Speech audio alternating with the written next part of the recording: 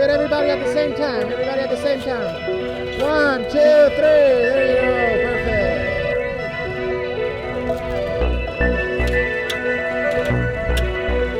Bien, buscaremos la forma para darle la mano amiga para que ustedes puedan echar hacia adelante y sobre todo no ustedes. Puerto Rico y el sistema energético pueda echar adelante. Que si viene un huracán en los próximos meses, ¿verdad? En los próximos años, no tengamos que volver a vivir lo que el pueblo puertorriqueño vivió. Eso es lo que necesitamos. Muchas gracias, bienvenido a LUMA, y aquí vamos a estar trabajando juntos con todas las partes. With the training that they will receive here, our workers will develop the skills, the knowledge, the behavior to rebuild Puerto Rico's electric infrastructure, to pursue meaningful and rewarding careers in the industry, and what is most important for all of us, to return safely home to their families each and every night. With the support of this well-trained workforce, LUMA will make the way for a system that itself will safely, reliably, and affordably power Puerto Rico's homes and businesses, the streetlights, the schools, the hospitals, the hotels, and industry across the island. Y lucha así. Y cuando es el segundo accidente en menos de 6 meses por desperfecto mecánico, mira la flota de los compañeros de Canóvanas, y que tengamos ese accidente, que los compañeros casi se matan y esa gente tengan ahí más de 500 camiones nuevos, es una falta de respeto. Y por eso es que no vamos a parar de luchar hasta que nos saquemos para el carajo de aquí, porque están jugando y lo está pagando, esos vehículos que están ahí en Canóvanas, lo está pagando la autoridad, lo está pagando el pueblo, lo está pagando tú, lo estoy pagando yo, lo está pagando la policía, lo está pagando todo el mundo. Pues viene aquí a inaugurar una escuela que yo le llamo la escuela de la hipocresía, porque la autoridad tiene las mejores escuelas que capacitan a nuestros trabajadores, las tiene la autoridad capacitada y con todas las certificaciones ya al día. Y nos parece una hipocresía venir con una escuela que en Estados Unidos es de 3 meses, cuando la nuestra son de 6 meses y adiestramientos continuos a nuestros trabajadores. Esos empleados también, y me detuve a saludarlos porque son mis compañeros los que me han ayudado a reconstruir este pueblo después de María. Esa gente sabia, conocedora del sistema, buena, me detuve a hablarle para decirle que sus beneficios, su retiro, no están en riesgo. And I promise you, our commitment is to make sure that you receive the same commitment from us as you give. We are going to be here to look out for your families. We are here to offer you opportunities with welcome and open arms. Now, and we are going nowhere. We are here. Let the hurricane come. We are running to it. We hope not, but if it does, we will be here in force. So make no mistake on that.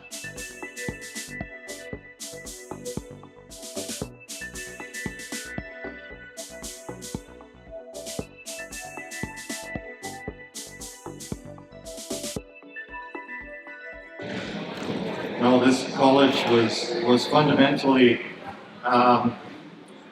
something we brought forward at no cost to PREPA, at no cost to customers in Puerto Rico. This is being funded by the parent companies of LUMA, and really it's a symbol of a commitment of what we stand for. Our core values, putting safety and training first, and we wanted to make sure that symbol and that this substantial investment was something that we were doing on our own time. You're right, there are a large number of conditions precedent or items to be cleared in order to move into service commencement on the 1st of June. I don't have the exact count with me, but I am confident we have cleared a number of them, and I'm confident today that for the 1st of June we will have cleared all of those requirements. And I think what's most important is getting there to the 1st of June. On the employee conversation, I know we've spoken about this a couple of times. We were with our HR teams yesterday. We were literally recruiting hundreds of people, hundreds of interviews every day, making job offers. And the number of what I'm most pleased about, and I echo it again today, is the large amount of interest that people are showing for roles and careers in LUMA. We've had more than 14,000 people from across Puerto Rico apply to be part of LUMA. We're busy making job offers fundamentally 7 days a week, and so our workforce is growing. We're seeing a great success rate. We've had more than 95% of the people that we're making offers to accept them. So I'm 100% confident we're going to have the right people and the right capability and the right talent for June 1st. So I don't have a number off the top of my head, but I can assure you that we will have a capable workforce, more than sufficient for June 1st, and that's our focus. Do you have like a 50% mark, 50% mark, 75% mark? Do you have some way to measure? I mean, you must be very worried about that too. I'm not very worried. I am very focused. I can tell you we have a large number of teams that are presently focused on recruitment. So I'm not worried, but we are 100% focused. Recruitment is a significant part of what we're doing in the next few weeks. Now you need to understand, of course, that those jobs start on June 1st, right? So we're out, we're interviewing, we're making job offers, we're making agreements with employees, future employees, and we'll be there for June 1st. Why is there a resistance to get out a percentage of the people that you have? So I think it's a little bit of nomenclature. Hiring is a little different than people accepting a job in a later date. Okay, so I think what we're trying to say is that if you look at the June 1st date and the people that we've sent offers to were well received, and of that, you're well over 1,000 going into the 1,500s already, and it's growing hundreds a day. I said over 1,000 going towards 1,500 and hundreds a day. If you look at from rates that we've sent out that will go to work in June 1st. And your number that you should have. I said it 3 times. No, that's not my question. My question is for June 1st.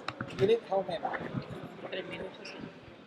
So how many are we going to hire on June 1st? I don't have the exact numbers. For June 1st, how many do you need? We don't have the exact numbers on what we're still working through transition, shared services with generation. We don't have the exact numbers at this time.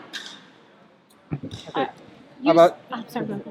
About the use of federal funds, the use of FEMA funds. Okay. 2 questions about that. Who's gonna say what's gonna be done with the FEMA funds that are gonna be given to PREPA to rebuild the grid? I mean, how is that decision making gonna go? 1, 2. There's been an alternative proposed that those funds be used to buy batteries, solar panels, and to put that kind of grid out there. Not a wire grid, but a solar powered grid pretty much on every roof. Will you be willing to go for that? That's question number 2. Okay, so I got them both. Number 1, I can tell you're trying to turn very complex questions and very complex issues into yes/no questions, and you're not going to get a yes/no answer on it.